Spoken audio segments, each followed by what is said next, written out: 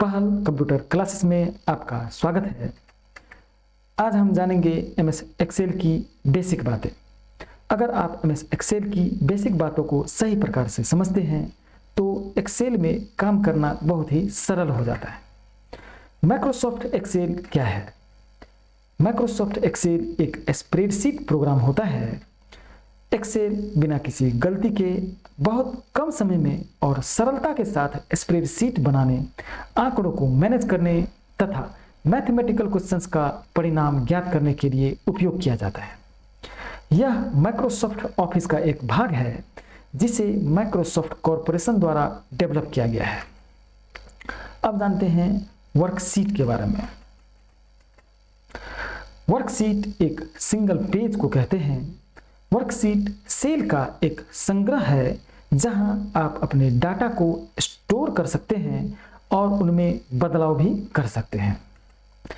Workbook workbook एक file या एक पुस्तक के समान है। वर्कबुक में एक या एक से अधिक वर्कशीट होती है। आपके सामने यहाँ शीट की संख्या 1 है। आप यहाँ क्लिक करके शीट की संख्या को बढ़ा भी सकते हैं। अब जानते हैं वर्कशीट के लिए column letter. Column letter A के लिए कॉलम, बी के लिए कॉलम और इस प्रकार एमएस एक्सेल 2013 वर्कशीट में कॉलम की संख्या 16,384 है जो ए से XFD तक है। ए से XFD तक का मतलब है ए से Z तक और उसके बाद AA, AB, AC, AD, AZ तक, इसके बाद BA, BB, BC, BD और BZ तक। इस प्रकार हम कह सकते हैं कि ये A से XFD तक है। अब जानते हैं row number 1, row number 2, row number 3 और इस प्रकार एक्सेल 2013 वर्कशीट में रो की संख्या 1 से 10,48,576 तक है। और अब जानते हैं एक्टिव सेल। रो तथा कॉलम के मिलने पर एक बॉक्स बनता है जिसे सेल कहा जाता है और वह सेल जिस पर कर्सर होता है वह एक्टिव सेल कहलाती है। टाइटल बार के बारे में जानते हैं। Title bar MS Excel window का सबसे ऊपरी भाग है। इसमें आपकी फाइल का नाम और एप्लीकेशन का नाम दोनों दिखाई देता है। मेनू बार एमएस एक्सेल में टाइटल बार के नीचे होती है। इसे टैब बार भी बोल सकते हैं। टैब बार में कई विकल्प होते हैं और प्रत्येक की अपनी रिबन होती है। जैसे होम टैब और होम टैब के लिए रिबन ये है।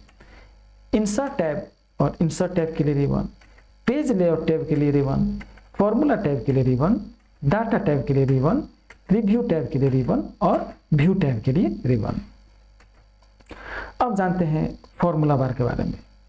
यूजर द्वारा एक्टिव सेल में टाइप किया गया फॉर्मूला या टेक्स्ट फॉर्मूला बार में दिखाई देता है। किसी भी सेल का कंटेंट आप फॉर्मूला बार में एडिट भी कर सकते हैं।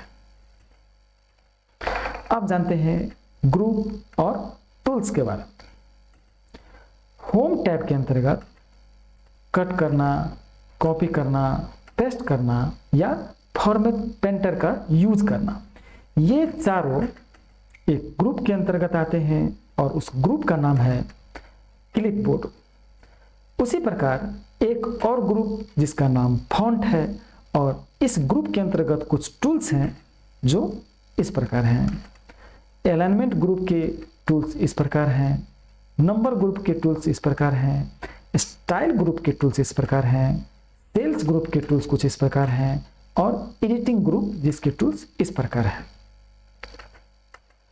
और अब जानते हैं माइक्रोसॉफ्ट एक्सेल के उपयोग।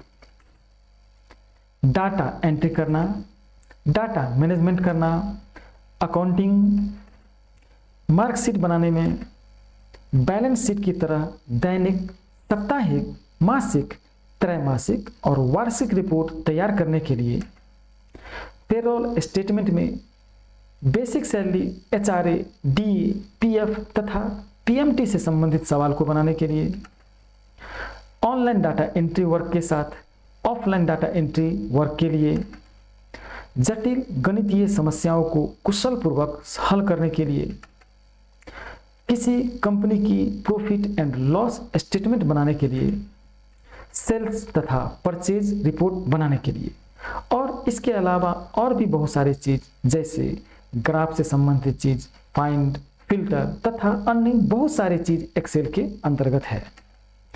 पहल कंप्यूटर क्लासेस में आप अगर एक्सेल के लिए और भी जानकारी करना चाहते हैं तो आप हमारे इस चैनल को लाइक और सब्सक्राइब करें, क्योंकि इसके बाद एक्सेल की बहुत सारी सीरीज के अंतर्गत कुछ चैप्टर आते ही रहेंगे।